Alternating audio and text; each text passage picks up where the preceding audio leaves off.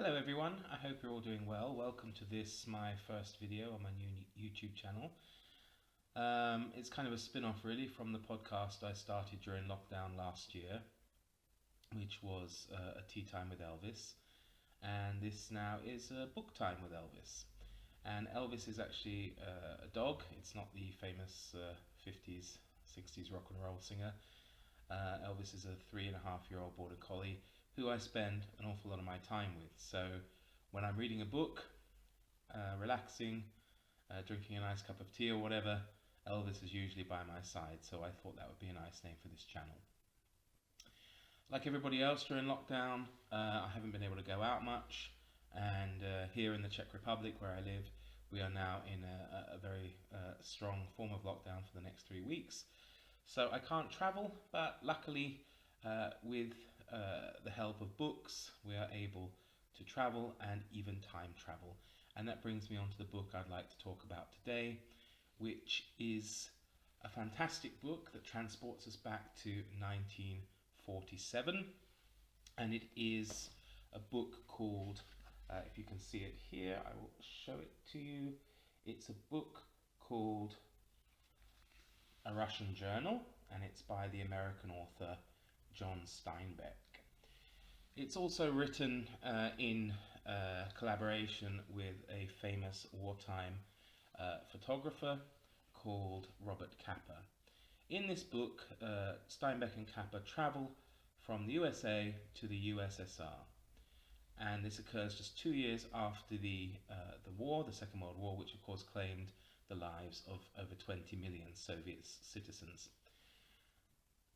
The journal, as it is, I suppose, from the title, and it kind of reads that way as well, really begins with the two men drinking cocktails in a bar in New York City, and they're discussing what to do next with their lives, and they decide the place that probably most Americans would like to know more information about is that of Russia. So they decide to apply for visas. For Steinbeck, this is no problem at all. However, it does take some convincing of the authorities to give one to Capa, the photographer. The journey is delayed a little bit initially as Steinbeck needs time to recover from a broken knee injury. And of course, when they travel to the Soviet Union, they're traveling with a lot of camera equipment. No digital cameras, of course, in those days. So you can imagine the amount of flash bulbs they have to take and film and things for the camera. They arrive in St. Petersburg, first of all, after flying from the US to Stockholm, and then Stockholm to Helsinki, and then Helsinki on to St. Petersburg, or at the time, of course, Leningrad. Then they make their way down to Moscow, where they are forced to steal the room of another American reporter who's away at the time at a fur convention. He was supposed to have booked their rooms and things for them, but he was away, so he didn't receive the information that the two were en route. So they took over his hotel room and drank all of his whiskey. Initially, they're unsure which cultural organization they would need to register with, and they were recommended to do so with one called Vox, V-O-K-S, and this was an organization formed in the Soviet Union to promote international cultural contact between writers, composers, musicians, etc. Of the USSR with those of other countries. Steinbeck explains to the representative of Vox exactly what his purpose is. Naturally, the representative is quite distrustful given his previous experiences with journalists and writers in the Soviet Union. They're either act far too pro-Soviet and then go away and write something that's completely opposite to what they said they would, or they're openly hostile and he can't trust them. So Steinbeck says that he's there not to be political. Instead, he just wants to write what he sees. So basically an observation of how he sees the Soviet Union. The representative is respectful of the way Steinbeck puts his intentions across, and he agrees to help them plan their trips around the USSR. In the book, they visit St. Petersburg, as I said, first of all, and then they go to Moscow, and from Moscow they go on to Ukraine, where they tour around different parts of Ukraine. Then they go back to Moscow.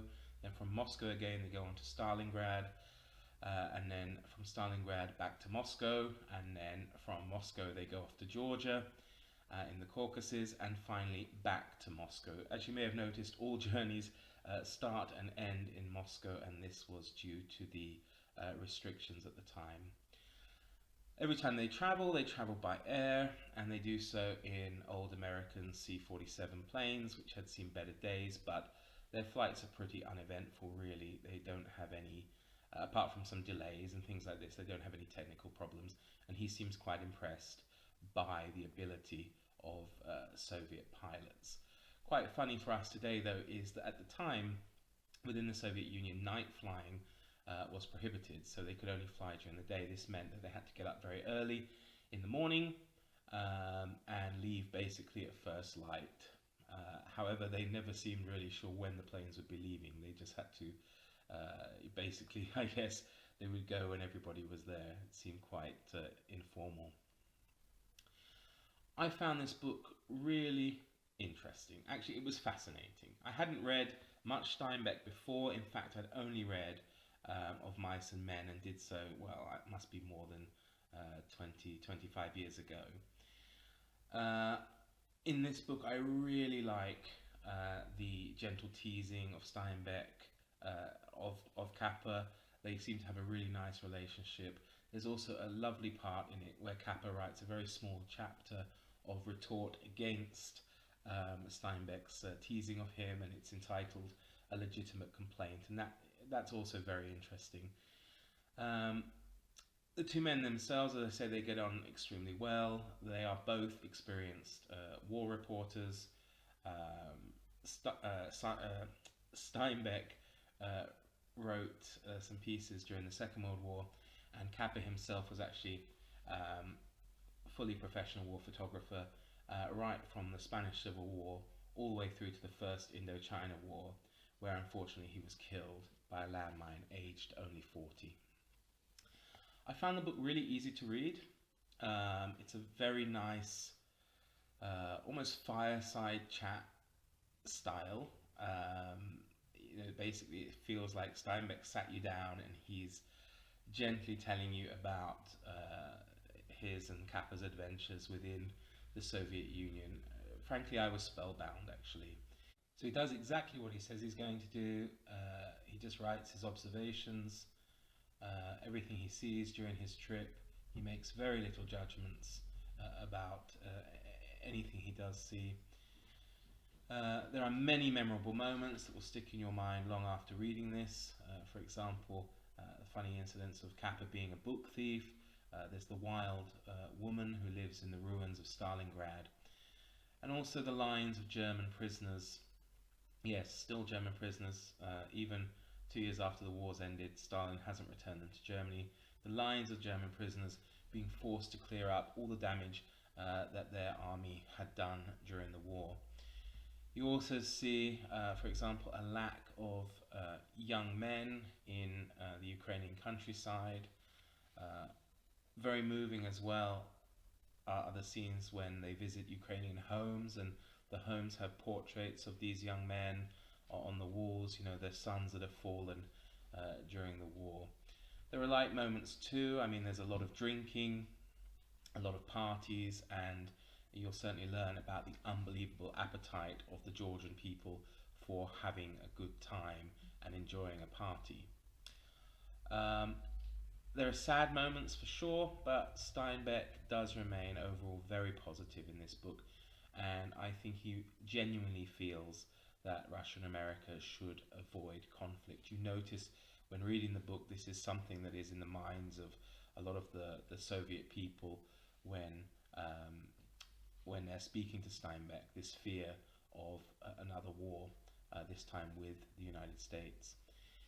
He makes mention of how his and Capa's experiences of war have made them very anti-conflict, anti-war, which I guess, of course, isn't surprising given you know, what they've gone through with those experiences. And I think the journal itself ends on a very high note. Anyone who's interested in history, travel, or memoir should definitely check out Steinbeck's book here, A Russian Journal. It's a really fantastically interesting book. It's a very important first-hand document of the immediate post-war Soviet Union, and of course it's written by an outsider as well, and an outsider with, I feel, very unbiased view of writing, and also without prejudice. It makes it a much more powerful read, and it ranks now very highly in my all-time favourite books, and I really look forward to discovering more of Steinbeck, especially his non-fiction, but also I'd like to check out some of his well-known works like The Great Zaroff, The Pearl, East of Eden, etc. So by all means, please check out this book.